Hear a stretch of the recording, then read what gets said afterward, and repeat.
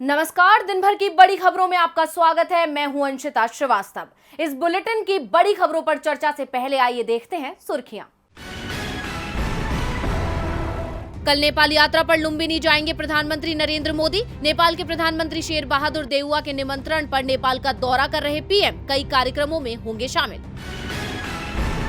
राजीव कुमार ने चुनाव आयुक्त के रूप में संभाला कार्यभार। 25वें मुख्य चुनाव आयुक्त बने कुमार। सुशील चंद्रा की ली जगह राजीव कुमार की देखरेख में ही कराया जाएगा 2024 का लोकसभा चुनाव। सुनील जाखड़ ने कांग्रेस के खिलाफ भरी हुंकार। कहा, दम है तो राजस्थान में कार्रवाई करे कांग्रेस हाईकमान, तय करे पायलट गलत या गहलोत। पोप फ्रांसिस ने देवा सहायम पिल्लई को घोषित किया संत। ये उपलब्धि हासिल करने वाले पहले भारतीय हैं पिल्लई। वेटिकन में पोप ने किया ऐलान। तो ये थी सुर्खियां। अब आइए बात करते हैं आज की सबसे बड़ी खबर की। जी हां, आज कांग्रेस के चिंतन शिविर का आखिरी दिन था, यानी उदयपुर में 3 दिन तक चला कांग्रेस का चिंतन शिविर आज समाप्त हो गया। इस दौरान कई मुद्दों पर चर्चा हुई। इस बड़ी खबर के अलावा आज ज्ञानवापी मस्जिद का सर्वे भी सुर्खियों में बना रहा, उस पर भी बात करेंगे। ये भी जानेंगे कि सोनिया और राहुल गांधी ने कैसे बीजेपी को लिया निशाने पर, किसान नेता राकेश टिकैत के संगठन में क्यों पड़ी फूट, और साथ ही में ये भी जानेंगे कि बैडमिंटन में भारत ने 73 साल बाद कैसे रचा इतिहास। इन खबरों के अलावा कुछ और खबरों से भी हम आपको रूबरू करवाएंगे, लेकिन आइए बढ़ते हैं अपनी आज की सबसे बड़ी खबर की ओर। तो दोस्तों, राजस्थान के उदयपुर में 3 दिन तक चला कांग्रेस का चिंतन शिविर कई नए प्रस्तावों और संकल्पों के साथ खत्म हो गया, जिसके समापन भाषण में सोनिया गांधी ने भारत जोड़ो अभियान की शुरुआत की घोषणा की। साथ ही देश में ध्रुवीकरण की राजनीति को खत्म करने के लिए कांग्रेस ने नई रणनीति बना ली है, इसकी घोषणा भी हुई। और क्या कुछ करने जा रही है कांग्रेस, आइए देखते हैं इस रिपोर्ट में। कांग्रेस पार्टी के 3 दिन के चिंतन शिविर में हुई विचार विमर्श के बाद कई अहम फैसले लिए गए, जिसके बाद पार्टी ने अपना घोषणा पत्र जारी किया है, जिसमें पार्टी ने उन खास मुद्दों का जिक्र किया है जिस पर पार्टी का फोकस रहेगा और मोदी सरकार के खिलाफ लड़ाई में पार्टी को फायदा पहुंचाएगा। कांग्रेस के घोषणा पत्र में कहा गया है कि केरल इकाई के ही तर्ज पर पार्टी एक राष्ट्रीय ट्रेनिंग इंस्टीट्यूट शुरू करेगी। इसके अलावा किसी भी पद पर केवल 5 साल तक बने रहने के नियम वाले प्रस्ताव पर भी मोहर लगा दी गई। साथ ही इस प्रस्ताव में ये भी जोड़ा गया कि अगर 5 साल तक किसी पद पर रहने वाले व्यक्ति को किसी भी पद पर वापस आना हो तो उसे 3 साल का इंतजार करना होगा। इसके अलावा कांग्रेस कार्य समिति के अंदर ही पार्टी अध्यक्ष को तमाम मसलों पर राय देने के लिए एक अलग समिति का गठन भी किया जाएगा। साथ ही हर एक राज्य में अलग से राजनीतिक सेल बनाया जाएगा। साथ ही मीडिया कमेटी को केंद्र से लेकर राज्य स्तर तक नए सिरे से स्थापित कर उसमें जरूरी बदलाव किए जाएंगे।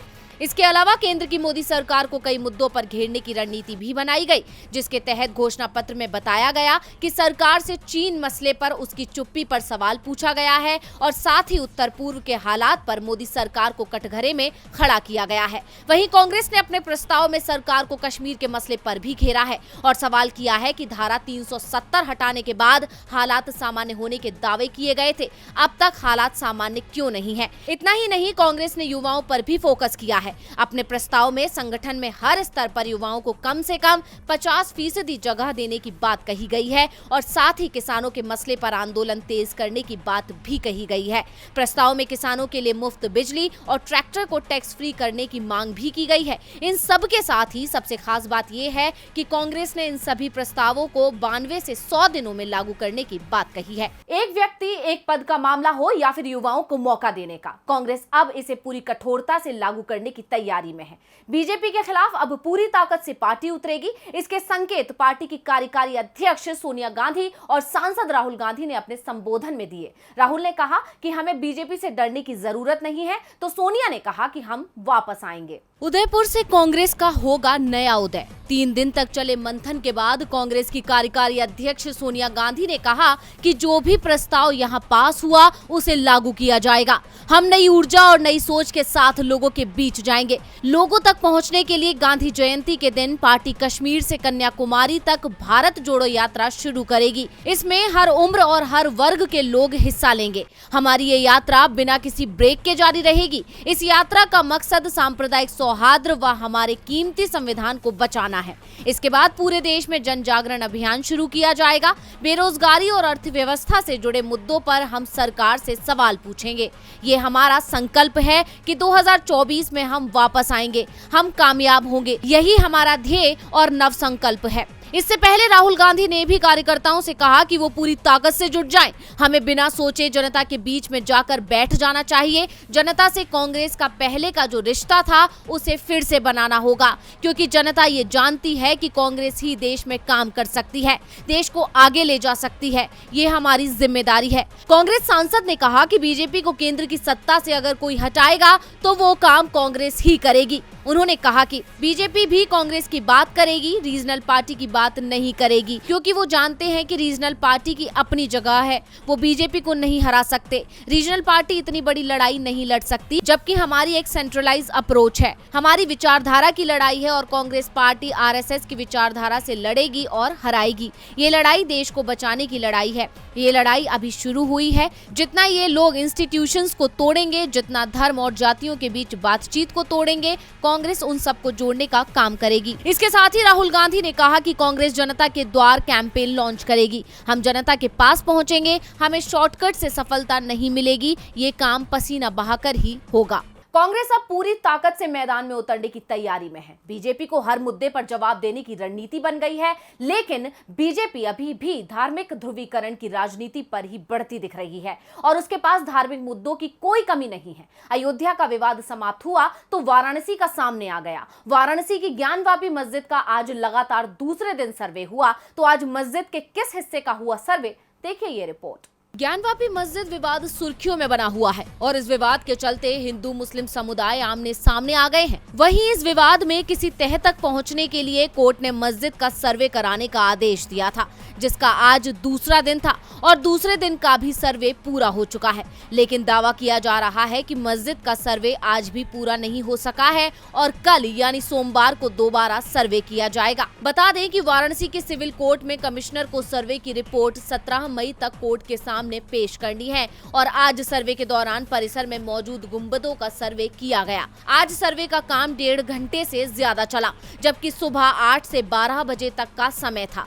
अब कल दोबारा सर्वे होना है। हालांकि सर्वे में क्या हुआ इसे जानने के लिए हर कोई बेताब है, लेकिन कोर्ट की ओर से गोपनीयता को लेकर सख्त हिदायत की वजह से कोई भी पक्ष इसे लेकर सीधे कुछ बताने से बचने की कोशिश कर रहा है। जो भी बताया जा रहा है वो संकेतों में कहा जा रहा है। हिंदू पक्ष के वकीलों का दावा है कि जो मिला वो कल्पना से अधिक था। दूसरी ओर मुस्लिम पक्ष के वकीलों का कहना है कि सर्वे में कुछ भी हासिल नहीं हुआ। सर्वे के दूसरे दिन तक करीब 80% सर्वे ही पूरा हुआ है। दावा किया जा रहा है कि करीब 20% सर्वे अभी बचा हुआ है, जिसे पूरा करने के लिए 16 मई के दिन भी कोर्ट की ओर से नियुक्त एडवोकेट कमिश्नर और उनके सहायकों के साथ वादी और प्रतिवादी पक्ष के लोग मस्जिद पहुंचेंगे। अभी वकीलों से मिली जानकारी के मुताबिक सर्वे के लिए वीडियोग्राफी और फोटोग्राफी के बाद मेमोरी कार्ड वहीं जमा करा दिया जाता है। हर रोज नया मेमोरी कार्ड लिया जाता है। दूसरे दिन का सर्वे भी शांतिपूर्ण ढंग से पूरा हो गया। आपको बता दें कि 18 अगस्त 2021 को 5 महिलाओं की तरफ से वाराणसी के सिविल जज सीनियर डिवीजन की कोर्ट में एक याचिका दाखिल की गई थी, जिसमें कहा गया कि ज्ञानवापी परिसर में हिंदू देवी देवताओं का स्थान है। इस मामले पर करीब 8 महीने तक सुनवाई और दलीलें चलती रही, जिसके बाद 26 अप्रैल को कोर्ट ने ज्ञानवापी परिसर का सर्वे कराने का आदेश दिया था। लेकिन सर्वे के दौरान माहौल बिगड़ा और कोर्ट कमिश्नर पर पक्षपात का आरोप लगाया गया। साथ ही उन्हें हटाने की मांग की गई, जिसको लेकर सुनवाई हुई, लेकिन कोर्ट ने कमिश्नर को हटाने से इनकार कर दिया और दोबारा सर्वे के आदेश दे दिए थे। करीब 80% सर्वे का काम पूरा हो गया। जो बचा है उसे कल यानी सोमवार को किया जाएगा। उसके बाद सर्वे रिपोर्ट कोर्ट को सौंप दी जाएगी। सर्वे को लेकर अलग अलग दावे हो रहे हैं, लेकिन कोई खुलकर नहीं बोल रहा है, क्योंकि खुलकर बोलने वाले मुश्किल में फंस जाते हैं। जैसे सरकार के खिलाफ लगातार खुलकर बोलने वाले किसान नेता राकेश टिकैत आज मुश्किल में दिख रहे हैं। उनकी किसान यूनियन में ही बगावत हो गई है। तो क्यों भारतीय किसान यूनियन में हुई बगावत, देखिए ये रिपोर्ट। भारतीय किसान यूनियन यानी बीकेयू दो फाड़ हो गया है। यूनियन के अध्यक्ष नरेश टिकैत और उनके भाई राकेश टिकैत पूरी तरह से संगठन में अलग थलग पड़ गए हैं। बीकेयू के उपाध्यक्ष राजेश सिंह चौहान के नेतृत्व में संगठन के अधिकांश पदाधिकारी टिकैत से अलग हो गए हैं और उन्होंने अपना नया संगठन भारतीय किसान यूनियन अराजनैतिक बनाने का ऐलान कर दिया है। भारतीय किसान यूनियन का गठन किसान नेता महेंद्र सिंह टिकैत ने किया था और उसके बाद इसकी कमान टिकैत के बेटे नरेश और राकेश के हाथों में थी और उनकी पुण्यतिथि पुण्यतिथि पर ही बीकेयू में बगावत हो गई। 15 जून को महेंद्र सिंह टिकैत की पुण्यतिथि पर लखनऊ में कार्यक्रम का आयोजन किया गया था और उनकी पुण्यतिथि पर ही बीकेयू में बगावत हो गई। 15 मई को महेंद्र सिंह टिकैत की पुण्यतिथि पर लखनऊ में कार्यक्रम का आयोजन किया गया था। कार्यक्रम के दौरान ही विवाद शुरू हो गया। बीकेयू के अधिकांश पदाधिकारी राकेश टिकैत के राजनीतिक मंचों पर जाने और विशेष पार्टी के समर्थन में प्रचार करने का विरोध कर रहे थे। हाल ही में हुए विधानसभा चुनावों के दौरान भी टिकैत ने कई राजनीतिक बयान दिए थे और उसके बाद भी वो लगातार राजनीतिक बयान दे रहे थे। इसे लेकर संगठन में उनका विरोध दिखाई दिया। भारतीय किसान यूनियन अराजनैतिक के अध्यक्ष राजेश चौहान ने कहा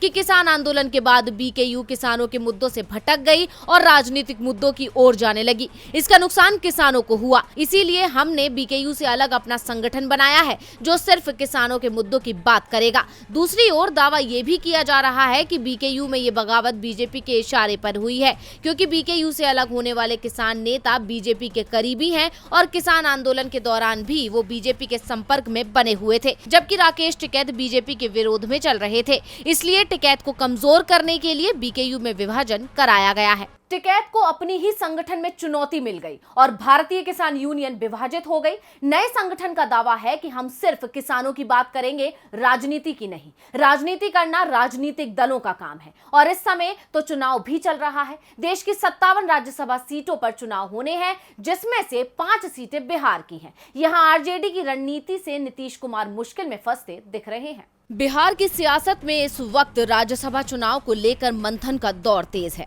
सत्ता पक्ष से लेकर विपक्ष के नेता 5 सीटों पर उम्मीदवारों को उतारने के लिए चर्चा कर रहे हैं। बिहार की ये सभी सीटें सियासत के दृष्टिकोण से काफी अहम मानी जा रही हैं। इसीलिए आरजेडी एक बार फिर मीसा भारती पर दांव लगाने की तैयारी में है। वहीं शरद यादव को भी उच्च सदन भेजा जा सकता है। दरअसल जुलाई में बिहार से 5 सीटें खाली हो रही हैं। उनमें से एक केंद्रीय मंत्री और जेडीयू के वरिष्ठ नेता आरसीपी सिंह की सीट है। उनके अलावा बीजेपी के गोपाल नारायण सिंह और सतीश चंद्र दुबे भी कार्यकाल पूरा करने वालों में होंगे। आरजेडी से मीसा भारती की सीट भी है जो 7 जुलाई को खाली हो रही है। इसके अतिरिक्त एक सीट शरद यादव की है जो जेडीयू कोटे से राज्यसभा पहुंचे थे, लेकिन अब उन्होंने अपनी पार्टी का विलय आरजेडी में कर लिया है। इसीलिए कहा जा रहा है कि पार्टी उन्हें राज्यसभा फिर से भेज सकती है। चुनाव में मुख्य विपक्षी पार्टी आरजेडी को एक सीट का फायदा हो सकता है, जबकि बीजेपी अपनी दोनों सीटें बचा पाने में सफल रहेगी। जेडीयू को एक सीट का नुकसान उठाना पड़ सकता है। इसीलिए शरद यादव के उच्च सदन जाने के कयास जोरों पर हैं और संख्या बल के हिसाब से ये संभव भी है, क्योंकि आंकड़ों को देखें तो बिहार विधानसभा में विधायकों की कुल संख्या 243 है। बीजेपी के सबसे अधिक 77 विधायक, जबकि आरजेडी 76 विधायकों के साथ राज्य में दूसरे नंबर की पार्टी है। जेडीयू के पास 45 विधायक हैं, वहीं हिंदुस्तानी आवाम मोर्चा के पास 4 विधायक हैं। राज्यसभा में दिग्गजों को भेजने के लिए एक सीट के लिए 41 वोट चाहिए और आरजेडी आसानी से दिग्गजों को जीत दिला सकती है। इसलिए कहा जा रहा है कि मीसा भारती के साथ शरद यादव भी मैदान में आ सकते हैं। अगर ऐसा हुआ तो सबसे बड़ा झटका नीतीश को लगेगा, क्योंकि उनकी वजह से ही शरद यादव को उच्च सदन से बाहर होना पड़ा था, मगर अब वापसी की अटकलें तेज हैं। राज्यसभा चुनावों में नीतीश को नुकसान होता दिख रहा है तो आरजेडी ताकतवर बनती दिख रही है। जेडीयू भले ही परेशान हो, लेकिन आज पूरे देश को खुशी का मौका जरूर मिला। बैडमिंटन इतिहास में पहली बार भारत ने थॉमस कप पर कब्जा जमाया। पुरुष बैडमिंटन में थॉमस कप को बैडमिंटन विश्व कप माना जाता है, तो भारत ने किसे फाइनल में दी मात, देखिए ये रिपोर्ट। पुरुष बैडमिंटन चैंपियनशिप का सबसे बड़ा मुकाबला आज भारत ने अपने नाम कर लिया।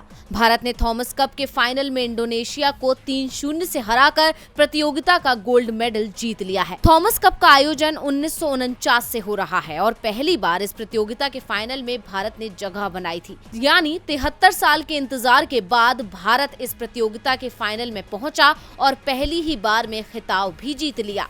इससे पहले भारतीय टीम 3 बार सेमीफाइनल तक पहुंची थी, लेकिन तीनों बार सेमीफाइनल में उसका सफर समाप्त हो गया था।